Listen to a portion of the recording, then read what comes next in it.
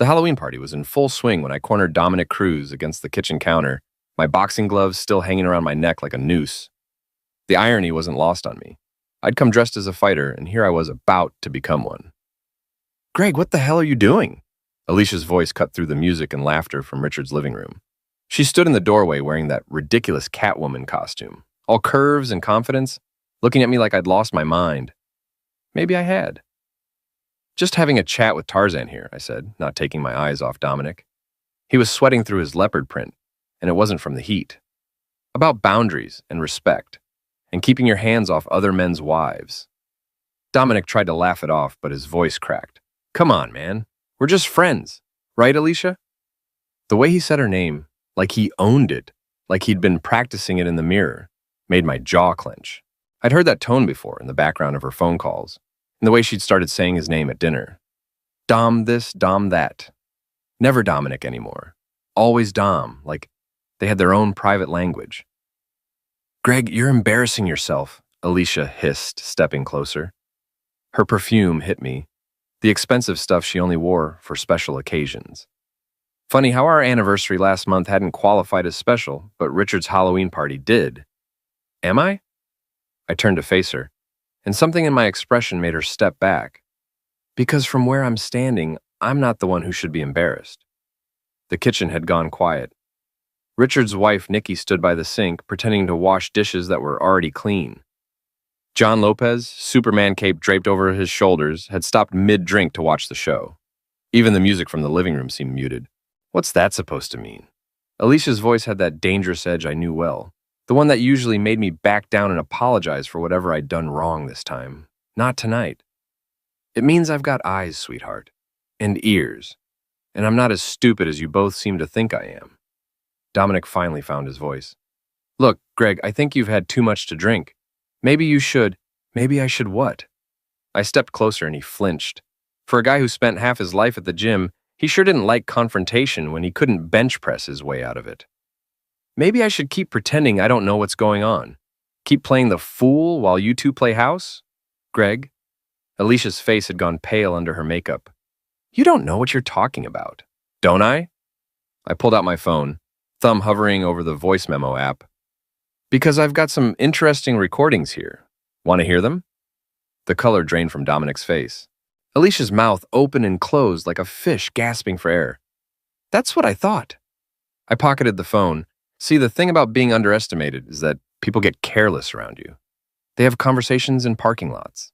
They forget to check if bedroom doors are really closed. They think the husband is too tired, too trusting, too beaten down to pay attention. "Greg, please," Alicia whispered. "Not here. Not like this. Not like what? Not in front of your friends? Not where people might actually see who you really are?" I laughed, but there was no humor in it. "When exactly would be a good time for you, Alicia? When would it be convenient for me to call you out for screwing my friend's husband?" The slap came fast, but I saw it coming. 12 years of marriage teaches you to read the signs. I caught her wrist before her hand connected with my face. "Don't," I said quietly. "You've done enough." That's when Dominic made his mistake. He grabbed my shoulder, trying to pull me away from her. I turned and hit him. Not with the gloves, those were just for show. With my bare fist, putting 38 years of frustration and 15 years of amateur boxing behind it. He went down hard, taking Richard's kitchen island decorations with him. Plastic pumpkins scattered across the floor like orange tumbleweeds. The crash brought everyone running. Richard appeared first, still wearing his vampire cape, followed by half the party. Susie Cruz pushed through the crowd, her witch costume billowing, and dropped to her knees beside her husband. "What did you do?" she screamed at me. "What did you do to him?" I looked down at Dominic, groaning on the floor among the fake cobwebs and scattered candy corn. Then I looked at Alicia, tears streaming down her face, black mascara creating perfect tracks through her foundation. "I gave him what he deserved," I said, "and this is just the beginning." I walked out of that kitchen, through the crowd of costumed gawkers, past the jack-o'-lanterns grinning from every surface. Behind me, I could hear Alicia sobbing, Susie shrieking, and Dominic trying to explain to Richard why his kitchen looked like a Halloween explosion. The cool October air hit my face as I stepped onto the front porch. Across the street, I could see Mrs. Henderson's curtains twitching. By morning, the whole neighborhood would know that Greg Ford had finally snapped. They had no idea how right they were. 3 days later, I was sitting in Murphy's Tavern, a dive bar on the wrong side of town, where the beer was cheap and the questions were cheaper. The bartender, Karen, had stopped asking if I wanted another round after the fifth one. She just kept them coming, like she understood that some nights required professional-level drinking. My phone had been buzzing all afternoon. Alicia, mostly, but also Richard, Nikki, even my boss, wondering why I hadn't shown up to work. I'd turned the sound off hours ago, but I could still see the screen lighting up every few minutes like a lighthouse warning ships away from dangerous waters. Too late for warnings now. "You look like hell," a familiar voice said behind me. I didn't turn around. "Go away, Richard. Can't do that, buddy." He slid onto the stool next to me, waving at Karen for a beer. "Nikki sent me to do a welfare check. Said if I came back without you, she'd make me sleep on the couch for a month. Smart woman. You should listen to her. Usually do." He took a sip of his beer and studied me in the mirror behind the bar. "Want to tell me what the hell happened at my party?" I finally looked at him. Richard Kearns had been my friend since high school, back when we both thought we'd conquer the world by 30. Now here we were, pushing 40, and the only thing I'd conquered was a spectacular marriage implosion. "Your party was perfect," I said. "Really brought people together. Greg, did you know?" The question came out harsher than I'd intended. "About Alicia and Dominic. Did you know?" Richard's reflection in the mirror told me everything I needed to know. The slight flinch, the way his eyes dropped to his beer, the careful pause before he answered. "I suspected," he said quietly. "Nikki saw them together at the gym a few weeks ago. The way they were looking at each other, it wasn't friendly. And you didn't think to mention it? What was I supposed to say? Hey, Greg, I think your wife might be cheating on you with Dominic Cruz's. Based on what? A look?" I turned to face him fully. "Based on friendship. Based on loyalty. Based on the fact that I would have done the same for you." Richard's face reddened. "You think this was easy for me? You think I wanted to believe it? Alicia's been part of our group for 12 years, Greg. She's Emma's godmother, for Christ's sake." "Yeah, well, godmothers aren't supposed to sleep with married men. You don't know for sure that they—" "I know." I pulled out my phone and scrolled to the voice memo. "Want to hear them planning their next rendezvous? It's quite romantic. Lots of heavy breathing and talk about what they're going to do to each other." Richard held up his hand. "I don't need to hear it." "No, you do." I hit play. Alicia's voice filled the small space between us, breathy and excited. "Dom, we can't keep doing this. What if Greg finds out?" Dominic's laugh was low and confident. "Greg? He's too busy feeling sorry for himself to notice anything. And besides, what's he going to do about it?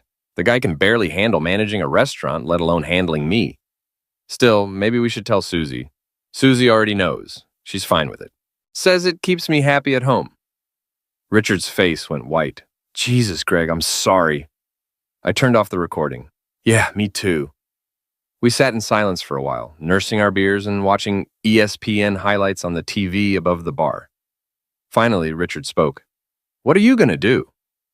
I thought about it, really thought about it. The old Greg would have gone home, confronted Alicia, probably ended up apologizing somehow for not being enough for her. The old Greg would have tried to work it out, maybe suggested counseling, definitely blamed himself for whatever was missing in their marriage. But the old Greg had died in that kitchen 3 nights ago, somewhere between the voice recording and the sound of Dominic's head hitting the floor. "I'm going to destroy them," I said. Richard nearly choked on his beer. "What? You heard me. They want to play games? Fine, but they're playing by my rules now. Greg, come on. You're angry, I get it, but this isn't you. You're not vindictive." "Funny thing about betrayal," I said, finishing my beer. "It has a way of bringing out sides of yourself you never knew existed." I stood up, threw some cash on the bar, and headed for the door. Richard called after me, but I didn't stop. Outside, the October air was crisp and clean. Nothing like the stale atmosphere of Murphy's or the suffocating tension of my marriage. I had work to do. The thing about revenge is that it requires patience. The old Greg would have charged in like a bull, all emotion and no strategy. But the new Greg, the one who'd been forged in the fire of public humiliation, understood that the best revenge is served systematically, methodically, and with surgical precision. I started with research. Dominic Cruz worked as a foreman at Patterson Manufacturing, a mid-sized factory that made automotive parts. He'd been there 8 years, worked his way up from the floor, and by all accounts was good at his job. He was also, according to the company's social media policy and employee handbook, prohibited from engaging in any behavior that might reflect poorly on the company's reputation. Interesting. I spent my lunch break on Tuesday sitting in my car outside Patterson's employee entrance, watching the shift change. Dominic emerged at 3:15, laughing with a couple of other guys, his hard hat tucked under his arm. He looked relaxed, confident, like a man who thought he'd gotten away with something. He had no idea he was being watched. I followed him to Gold's gym, keeping a careful distance. He spent 2 hours there, mostly in the free weights section, grunting and posing for the mirrors. The kind of guy who thought muscle mass equaled masculinity, who probably told himself that Alicia was with him because he was more of a man than her husband. We'd see about that. After his workout, he stopped at the juice bar to flirt with the college-aged blonde who worked there. I watched him lean across the counter, flex his biceps while ordering his protein shake, flash that cocky grin that probably worked on women who didn't know better. I pulled out my phone and started recording. Day 1 of Operation Cornerman, I whispered into the voice memo app. Target is predictable. Gym routine every Tuesday and Thursday, 3:30 to 5:30. Flirts with juice bar girl. Wedding ring conveniently absent. This could be useful. The next day, I called in a favor with Danny Morrison, an old friend who worked in HR at Patterson Manufacturing. We'd boxed together in college, and he owed me for covering his bar tab more times than I could count. I need information on Dominic Cruz, I told him over coffee at a diner downtown. Danny raised an eyebrow. What kind of information? The kind that might be relevant to his employment status. Greg, I can't just... He's sleeping with my wife, Danny. The words hung between us like a challenge. Danny's expression shifted from confusion to understanding to something that looked like anger. That piece of crap, he muttered. I always thought there was something off about him. Too smooth, like he was always working an angle. So you'll help me? Danny was quiet for a long moment, stirring his coffee thoughtfully. What exactly are you planning? Nothing illegal, nothing that would get you in trouble. I just need to know if there are any vulnerabilities in his employment record. Define vulnerabilities. I leaned forward. Attendance issues, performance problems, complaints from coworkers, anything that might suggest he's not the model employee he pretends to be. Danny nodded slowly. Give me a few days. While I waited for Danny's intel, I focused on Alicia. My wife had always been careful about her digital footprint, but 12 years of marriage had taught me her passwords, her habits, her blind spots. She used the same password for everything, our anniversary date followed by our first daughter's initial. Not very creative for someone who thought she was so clever. I accessed her email account from my laptop at home while she was at work. What I found there made my stomach turn. Months of correspondence with Dominic. Months of planning, scheming, laughing about how oblivious I was. Screenshots of our text conversations where she complained about my lack of ambition, my boring personality, my failure to excite her anymore. But the worst part was the email thread with Susie Cruz, Dominic's wife, and Alicia's supposed best friend. They'd been planning this whole thing together, treating my marriage like some kind of game. Susie encouraging Alicia to follow her heart. Alicia asking for advice on how to let Greg down easy when she was ready to leave. They thought I was pathetic, a joke, an obstacle to be managed until they could figure out how to dispose of me. I printed everything. Then I started planning their destruction. Danny called me Friday afternoon with news that made me smile for the first time in a week. Your boy Dominic has some issues, he said. 3 formal complaints in the last 2 years, all from female employees. Nothing that rose to the level of maltreatment charges, but enough to create a pattern. What kind of complaints? Inappropriate comments, unwanted touching, nothing major, just shoulder rubs and the like, but still unwanted. And he's been warned twice about using company equipment for personal business. What kind of personal business? Apparently he's been using the company's 3D printer to make custom weightlifting accessories, selling them online, technically theft of company resources. I felt that familiar surge of adrenaline I used to get before stepping into the boxing ring. How would someone go about reporting additional concerns about his behavior? Hypothetically, they'd file a complaint with HR, If there were evidence of policy violations, especially involving company resources or inappropriate behavior toward female employees, it would trigger an investigation. And if someone had video evidence of him using company policies as talking points to impress women at the gym, bragging about his position, maybe making inappropriate comments about female coworkers, Danny was quiet for a moment. That would be very concerning to the company. Patterson takes their reputation seriously, especially with the hashtag #MeToo movement. They can't afford to have employees who treat women like objects. Good to know. That evening, I sat in my car outside Gold's gym again, camera ready. Dominic arrived right on schedule, 3:30 sharp. I followed him inside, bought a day pass, and set up on a bench where I could observe the juice bar. He didn't disappoint. 20 minutes into his workout, he was at the counter again, this time with his phone out, showing the blonde pictures of something. I couldn't hear the conversation from my position, but I could see her uncomfortable body language, the way she kept glancing around for help that wasn't coming. I moved closer, pretending to adjust a weight machine. So I told the female employee, that if she couldn't handle a little friendly conversation, maybe she should find another job, Dominic was saying, his voice loud enough to carry. I mean, I'm a foreman. I've got authority there. These women need to understand the hierarchy. The blonde's smile was strained. That's interesting. Yeah, well, some people can't handle strong leadership. That's why I stick to the gym for my real conversations. Women here understand what a real man looks like. He flexed his biceps, and I had to bite back a laugh. This was better than I'd hoped for. I kept recording. By the time Dominic finished his workout, I had 15 minutes of footage showing him bragging about intimidating female coworkers, making crude comments about women's bodies, and generally behaving like the textbook definition of a hostile work environment. I also had footage of him stealing towels from the gym.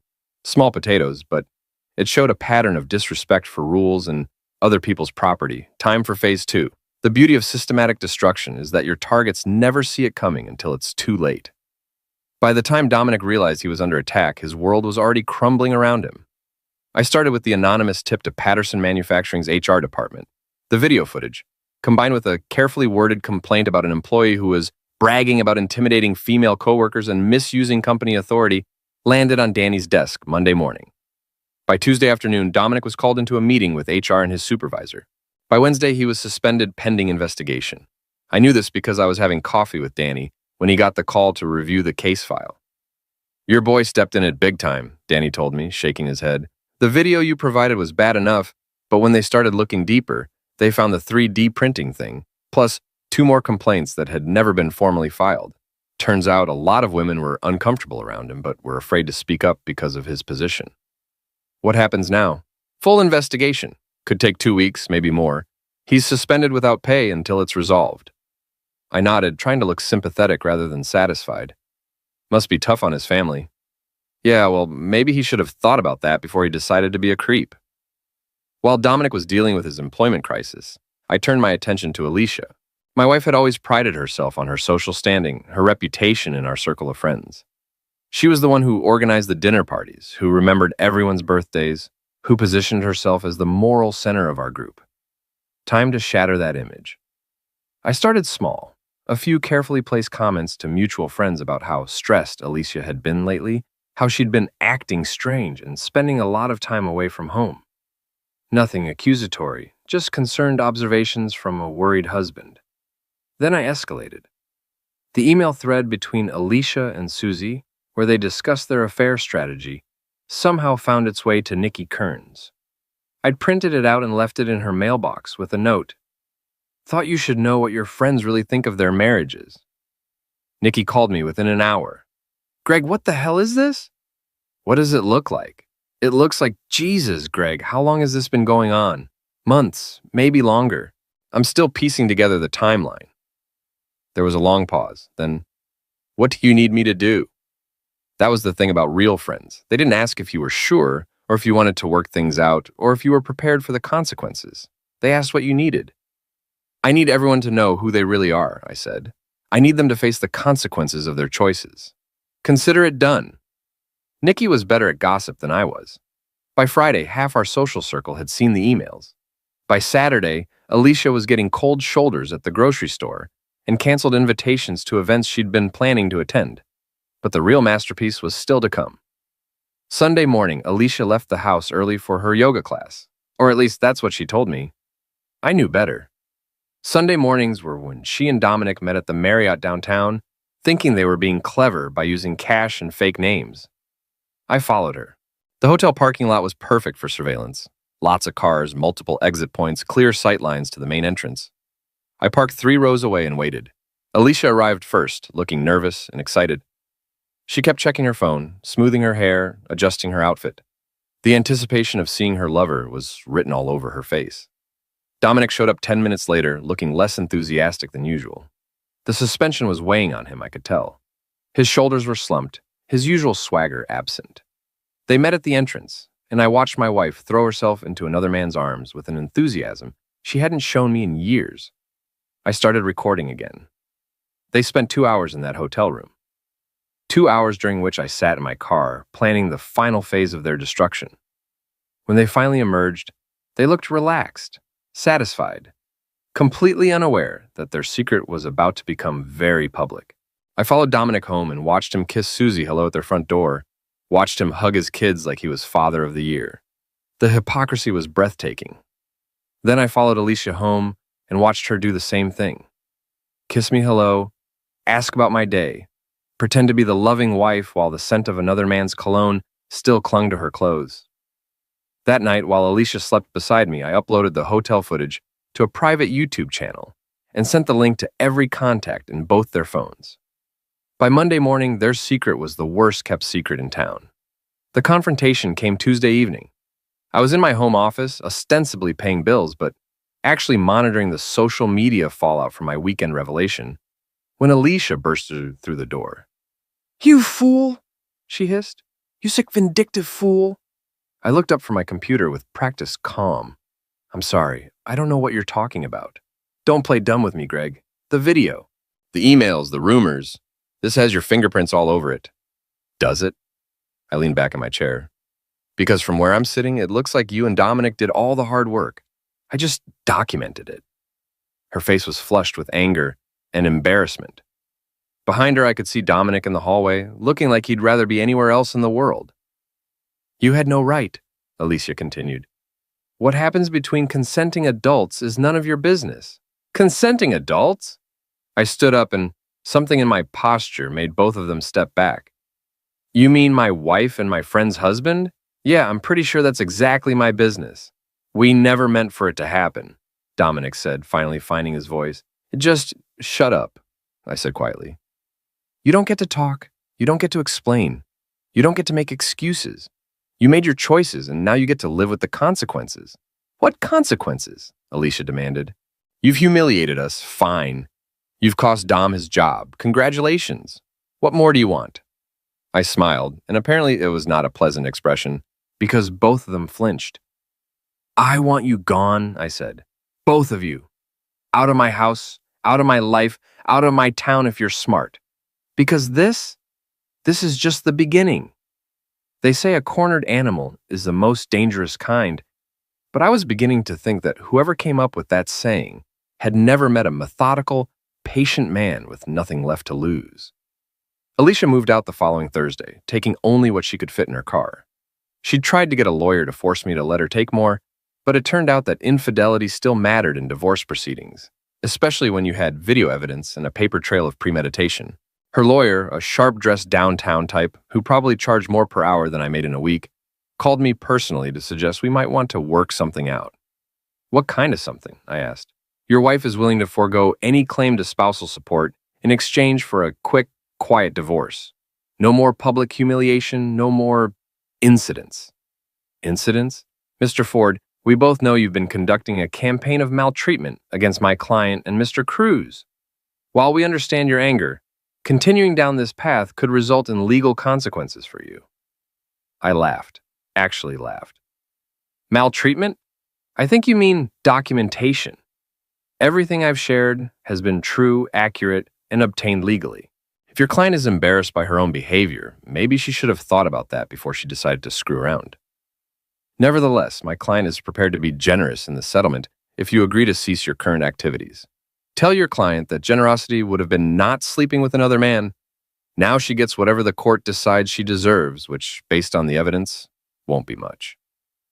I hung up. But Alicia's departure didn't slow me down. It freed me up to focus entirely on Dominic.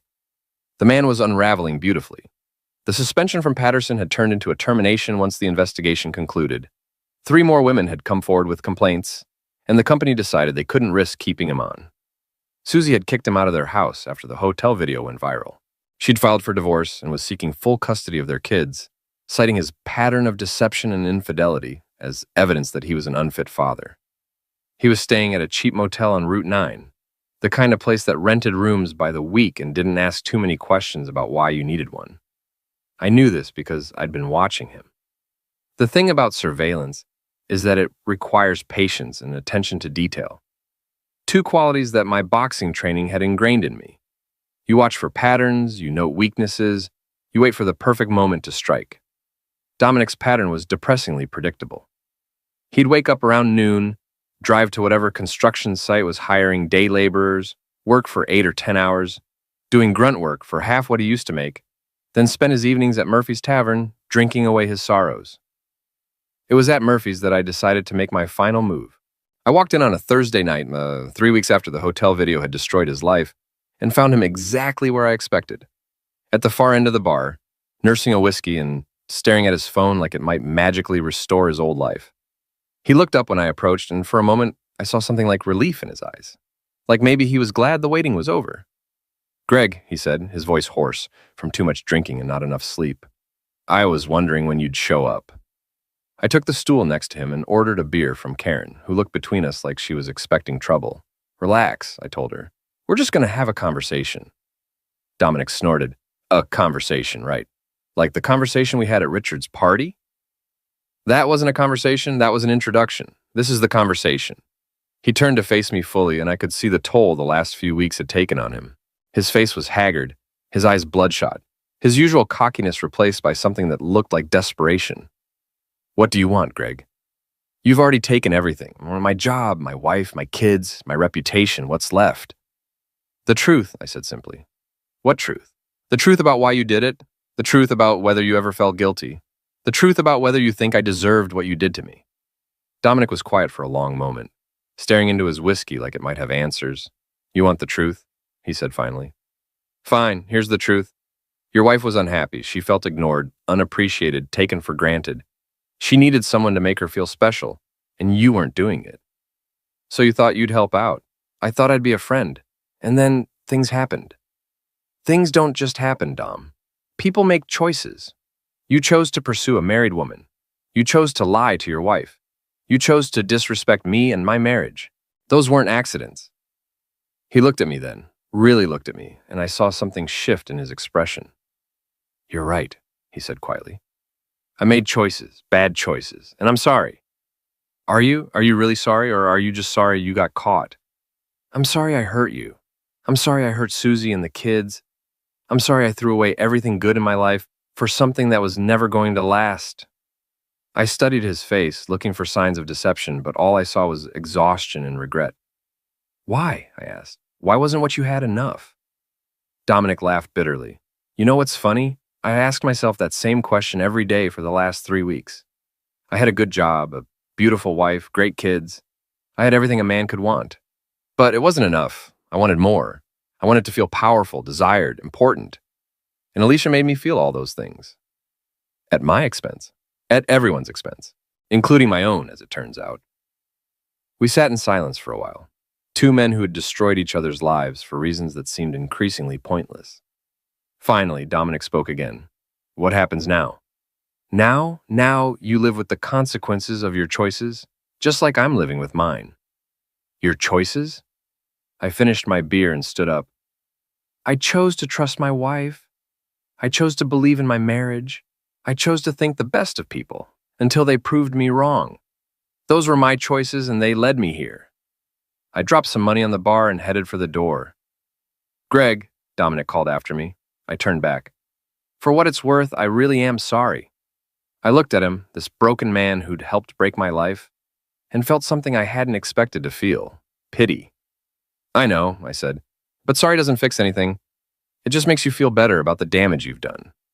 And then I walked out of Murphy's Tavern for the last time. The thing about revenge is that it's never quite as satisfying as you think it's going to be. You spend all that time planning, plotting, executing your perfect strategy, and then when it's over, you're left with the same emptiness that started the whole thing. I was thinking about that on a cold December morning 6 weeks after my conversation with Dominic at Murphy's, as I sat in my lawyer's office finalizing my divorce papers. The settlement is pretty straightforward, my attorney, Janet Morrison, was saying. Given the evidence of infidelity, the court has awarded you the house, the majority of your joint assets, and primary custody of both daughters. Mrs. Ford will have supervised visitation rights pending a psychological evaluation. I nodded, signing papers that officially ended 12 years of marriage. It should have felt like victory, but mostly it felt like paperwork. There is one more thing, Janet continued. Mrs. Ford's attorney has requested that you sign a non-disclosure agreement regarding the circumstances of your separation. They're offering an additional settlement payment in exchange for your agreement not to discuss the affair publicly. How much? $50,000. I laughed. Tell them no. Greg, that's a significant amount of money. And honestly, continuing to publicize the situation isn't helping anyone, including your daughters. She was right about that. Emma and Sophie, 8 and 6 respectively, had been staying with my parents since Alicia moved out. They knew their mother had made some bad choices, but not the full extent of what those choices entailed. The truth doesn't stop being the truth just because it's inconvenient, I said. Besides, I'm not the one who made this public. I just stopped hiding it. Janet sighed. Have you thought about what you're going to do now, after all this is finished? I had, actually. I'd been thinking about it a lot. I'm going to sell the restaurant, I said. Take the girls somewhere new, start over. That's probably smart. Fresh start, new environment. Something like that. I finished signing the papers and shook Janet's hand. Outside, the December air was sharp and clean, the kind of cold that makes you feel awake and alert. My phone buzzed with a text from Richard. Drinks tonight? Nikki's making her famous chili. I smiled and typed back, can't tonight. Taking the girls to see a movie. It was true, I'd picked up Emma and Sophie from my parents' house that morning, and we were going to see the new animated movie they'd been talking about for weeks. Normal father-daughter stuff, the kind of simple pleasure that had gotten lost in all the drama and destruction of the last few months. But first, I had one more stop to make. The Patterson manufacturing parking lot was mostly empty at 3 p.m. on a Tuesday, just a few cars belonging to the office staff who worked later shifts. I parked near the employee entrance and waited. At 3:15, Danny Morrison emerged from the building, looking tired but satisfied. He spotted my car and walked over. Hey, stranger, he said, leaning against my passenger door. How's civilian life treating you? Can't complain. You? Same old, same old. Although things have been quieter since your boy Dominic left. Turns out he was causing more problems than anyone realized. Speaking of which, I wanted to thank you for your help with all that. Danny shrugged. You would have done the same for me. Besides, guys like that give the rest of us a bad name. Still, I appreciate it, and I wanted you to know I'm done. No more revenge plots, no more surveillance, no more anything. It's over. Danny studied my face. You sure about that? Because word around town is that Dominic's been having a rough time of it. Some people might say he's suffered enough. Some people might be right, but that's not my problem anymore. What is your problem? I thought about it, figuring out how to be a single father, helping my daughters understand that sometimes people make bad choices, but that doesn't mean the world is a bad place. Learning how to trust people again without being naive about it. That's a pretty ambitious list. Yeah, well, I've got time. Danny nodded. For what it's worth, I think you handled this whole thing better than most guys would have. You could have done a lot worse. I could have done a lot better too. Maybe. But you did what you needed to do to protect yourself and your kids. That's not nothing. I started my car. I should go. Movie starts in an hour, and I promised the girls popcorn and candy. Sounds like a good night. Yeah, it does. I was pulling out of the parking lot when I saw him, Dominic Cruz, walking across the street with a toolbox in his hand and paint stains on his clothes. He looked older, thinner, worn down by months of consequences and regret. For a moment, our eyes met through my windshield. He raised his hand in what might have been a wave or might have been a gesture of surrender. I nodded once, an acknowledgement of our shared destruction and mutual survival. Then I drove away. Emma and Sophie were waiting for me at my parents' house, bouncing with excitement about the movie and talking over each other in that way kids do when they're happy and safe and loved. "Daddy, can we get the big popcorn?" Emma asked as I helped her into her car seat. "Can we get candy too?" Sophie added. "We can get whatever you want," I told them. "It's our night." As we drove toward the theater, Emma asked the question I'd been dreading. "Daddy, is Mommy ever coming home?" I looked at her in the rearview mirror, my beautiful, innocent daughter, who deserved better than the mess her parents had made of their marriage. "No, sweetheart. Mommy's going to live somewhere else now. But you'll still see her, and she still loves you very much." "Did you and Mommy have a fight?" "Something like that. Are you sad?" I thought about it. Was I sad, angry, relieved, all of the above? "Sometimes," I said finally. "But I'm also happy." "Why?" "Because I get to spend more time with you and Sophie. Because we get to have adventures together. Because we get to figure out what comes next." Sophie piped up from her car seat. "What comes next?" I smiled, pulling into the theater parking lot, where families were walking hand in hand toward the bright lights and the promise of 2 hours of uncomplicated entertainment. "I don't know yet," I said, "but I think that's the best part." As we walked into the theater, Emma on my left and Sophie on my right, I felt something I hadn't experienced in months. Peace. Not the peace of revenge completed or justice served, but the peace of a man who had faced the worst parts of himself and others, and had chosen to keep moving forward. The corner man, it turned out, wasn't just someone who helped fighters between rounds. Sometimes he was the fighter himself, bloodied but still standing, ready for whatever came next. Behind us, the December night was cold and dark. Ahead of us, the theater was warm and bright with possibility. We walked toward the light.